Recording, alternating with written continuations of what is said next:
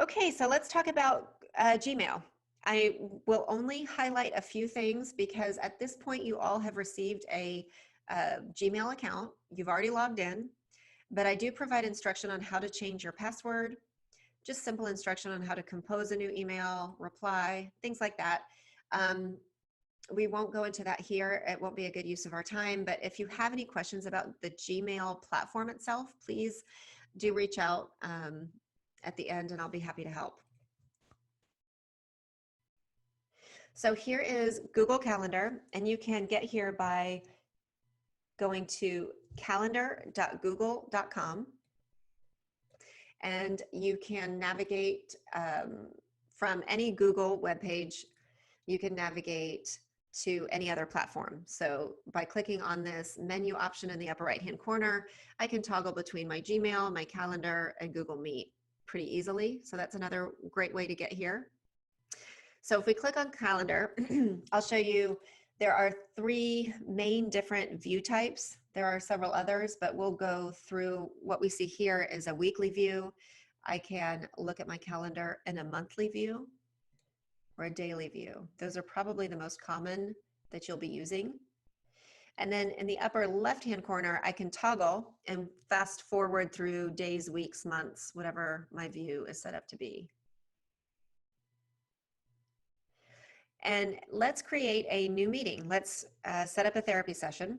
So in the upper left-hand corner, I can either click Create and build a new event that way, or I can just double click within the calendar itself on the approximate day and time, whether it's here or here, wherever I'm going to be setting it up. I can double click and it will open up a new window so that I can create my meeting. So we will do that here. Remember to only use student's first name. And if the student is receiving multiple therapies, it might be helpful to actually list the therapy itself because the parent will be receiving the same thing on their end. So if mom is managing between multiple therapies, it could be helpful for her. So we can check the date and the start and end time. The duration may default to 30 minutes or 60 minutes, but you can always change that duration. So let's say George is going to get 45 minutes of therapy. And if this is just a one-time session, this was all I could schedule with the parent, I would leave it as is, where it says that it does not repeat. If I am able to set up a recurring schedule with mom, I would just click my options and we'll go all the way down to custom, where we can have really any customization of recurrence here. So if we want George to have 45 minutes of therapy twice a week, maybe Tuesdays and Thursdays, it would look like this. If it's just once a week on Fridays, it would look like this. Maybe it's every other week on Mondays, bi-weekly, it would look like this. So you can really play, you could even do monthly. So let's keep George at every week. He gets 45 minutes twice a week on Tuesdays and Thursdays. Let's try that. And then we can enter an end date, whether that be the end of the school year or if a particular student might be being dismissed, you might have a date in mind, you could enter that here. So let's invite the parent. So under guests, we're going to actually type the parent's email address. And once I do that, the parent will show as a guest below. And then I want to check the guest permissions underneath. Very important. Make sure that the guest permissions listed here are all unchecked. If anything's checked, make sure you are unchecking. So very important for student confidentiality. We don't want the parent to forward this invitation to others. If you are having any group therapy sessions, we don't want parents to see other student or parent information. So uncheck all guest permissions. Over here on the left, we'll see that Google Meet is the default video conferencing platform. And that populated once I entered the parent's email address. I can click this to expand and actually view the details of Google Meet, the specific link, for example. And I can select a notification reminder, whether that be push notification on my phone or laptop or an email notification. So I can customize this. I can add another email notification maybe the day prior. So in this scenario, 60 minutes before the session starts, every Tuesday and Thursday, I'll get a push notification reminder. And then the day before, I'll get an email reminder.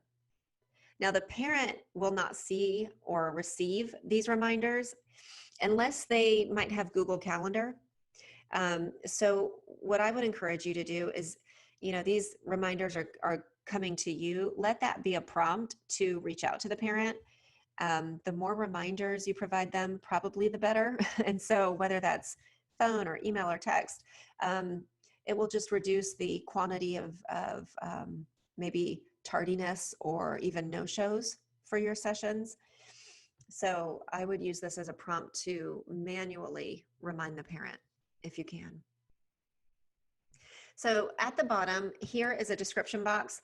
You could use this for notes to the parent if you have specific goals you wanted to relay, or importantly for preparation.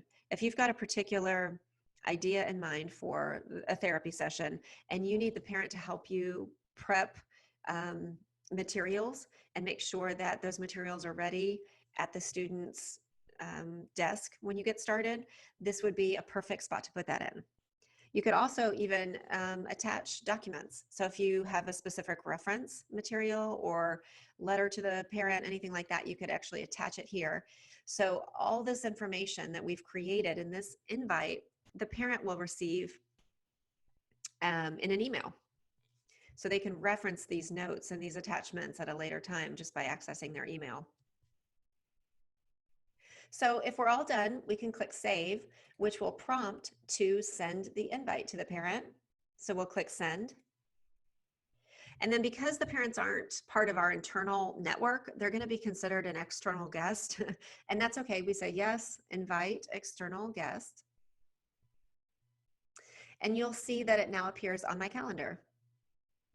If I fast forward for weeks to come, you'll see it appears on my calendar because we've set it up as a recurring event. So as the parent will receive an email that looks like this. It's an invitation, and they can actually respond and RSVP within the email and say, yes, I'm attending. And once they click yes, that they're attending, you as the therapist will receive confirmation email that says they've accepted. Now, if they've declined the event, you sent them an invite and they declined it, you would receive a similar notice that would look like this. Very similar, it would just show that it's declined.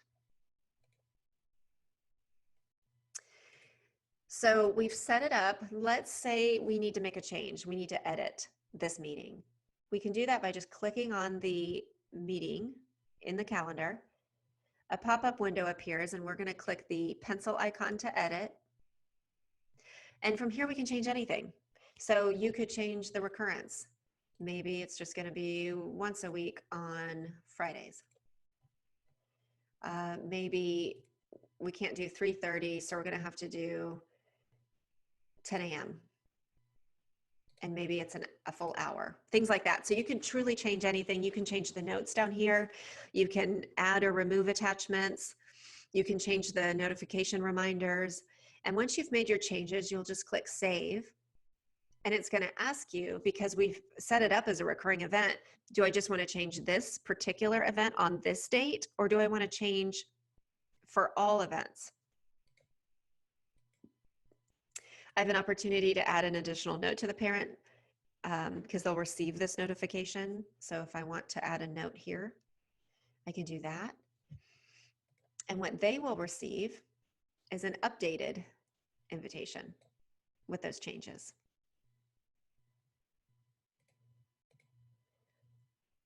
So we've made those changes. You can see that George is now up here at 10 a.m. and it's just once a week. So let's cancel a meeting so we can show you what that looks like. Again, I just click on the meeting within the calendar. The pop-up window appears and I will click the garbage can delete icon. I can either just delete this event or all events. So to show you the example, I'm just going to do this event. Maybe the parent, maybe they can't do this Thursday, but it's going to be all the Thursdays to come, for example. So I'm only going to delete this event. Again, I can include an optional message. And now you can see it's removed from my calendar. But in weeks ahead, George is still there for every Thursday at 10 a.m. So the parent will receive a canceled event notification in that scenario. So that is Google Calendar. Think about any questions you might have as we wrap up this topic. And we will now move to Google Meet.